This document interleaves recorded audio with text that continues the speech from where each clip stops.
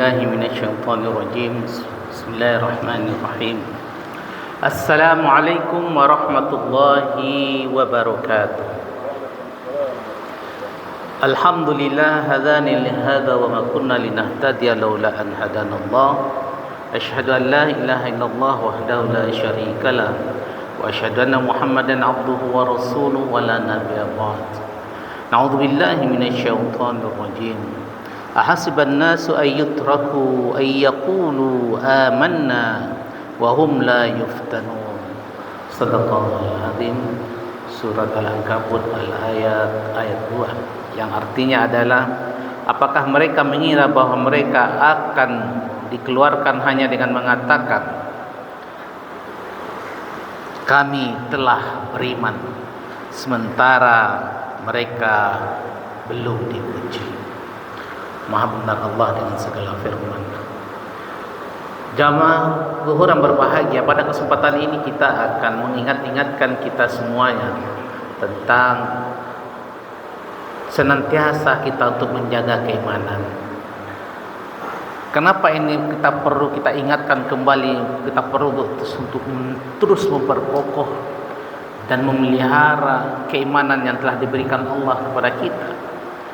Karena sejatinya iman yang diberikan Allah kepada hamba-hambanya adalah hamba-hamba yang mau mencari keimanan itu.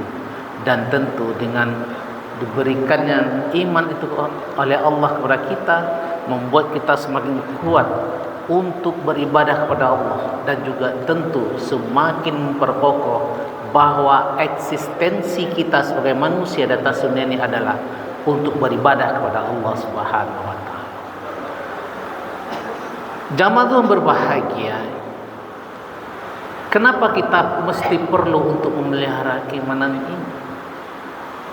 Karena banyak orang mengatakan sudah merasakan dirinya beriman, yang mengatakan bahwa katanya sudah kuat keimanannya.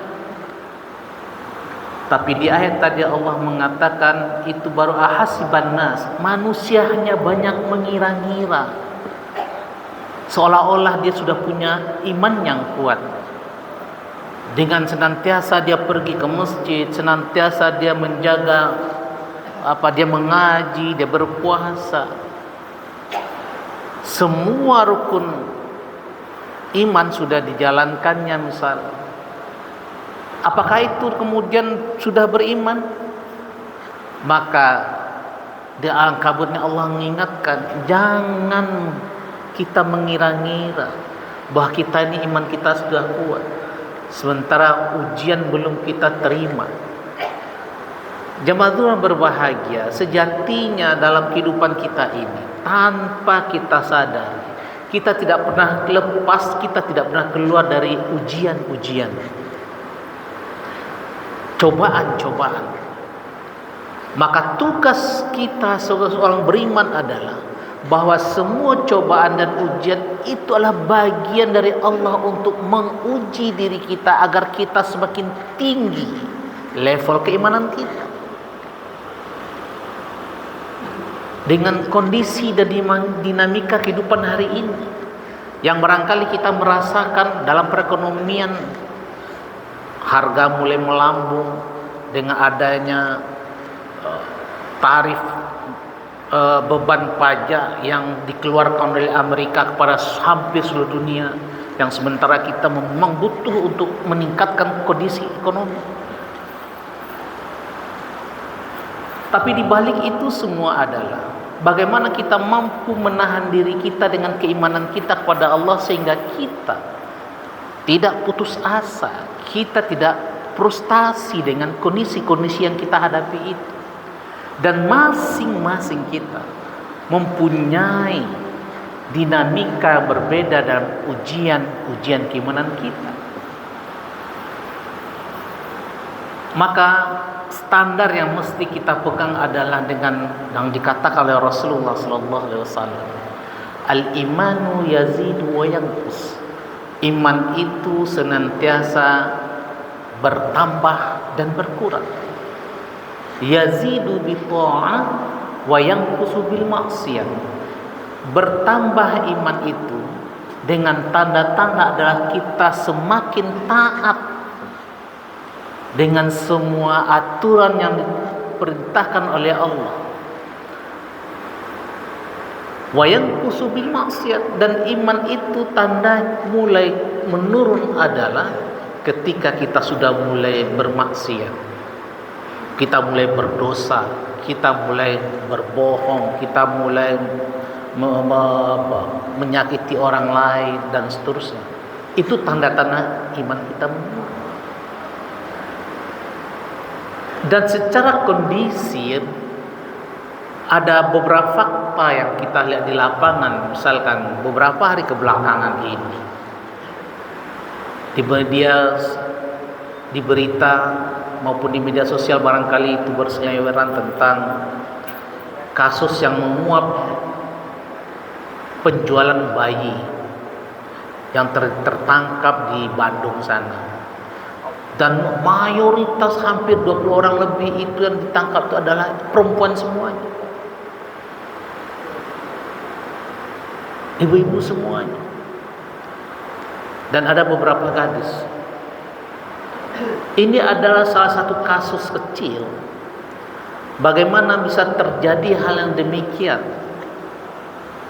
Karena memang Allah menguji kita dengan berbagai macam kondisi. Ada kita diuji oleh Allah dengan kekurangan harta, sehingga kita memerlukan harta tersebut, memerlukan uang untuk keperluan kehidupan sehari-hari. Tapi karena keimanan kita yang tipis, maka dilakukan langkah-langkah yang tidak sesuai dengan apa yang diperintahkan Allah. Maka dia lakukan mencuri bayi-bayi yang kemudian dijualnya. Dan sindikat itu tidak hanya di Bandung saja. Maka kita juga perlu waspada supaya orang-orang yang imannya sedang turun tersebut jangan melakukan kejahatan-kejahatan seperti yang terjadi di Bandung itu. Maka kita perlu mengantisipasi.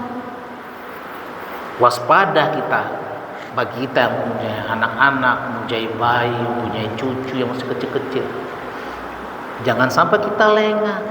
Ketika kita lengah, pada kesempatan itulah orang-orang yang imannya sedang turun melakukan aksi kejahatan.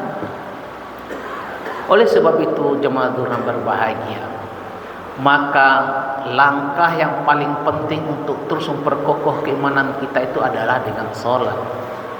Maka kita mesti yakini bahwa sholat yang kita tegakkan itu adalah bagian titik awal kita untuk berbuat banyak kebaikan, banyak ibadah-ibadah lain. Karena sholat inilah satu-satunya ibadah yang dijemput oleh Allah ke langit. Sementara ibadah-ibadah lain, puasa, zakat, infak dan segala macam, itu semua perintah diturunkan Allah ke bumi. Rasulullah tinggal menunggu saja. Tapi sholat, Rasulullah langsung jemput ibadah sholat ini ke arasnya Allah dalam kisah Isra dan Mi'raj tersebut. Oleh sebab itu, maka kita ajak diri kita dan saudara-saudara kita semuanya untuk menegakkan sholat dalam rangka memelihara dan meningkatkan keimanan kita, sehingga kita bisa menjadi orang-orang beruntung, orang-orang yang mampu terhindar dari perkara-perkara kemungkaran, dan buat kita melangkah mudah menuju surganya Allah kelak. Amin ya rabbal alamin. Mohon maaf, nasrul minallah wa fatun qarib wa basyiril mu'minin. Wassalamualaikum warahmatullahi wabarakatuh.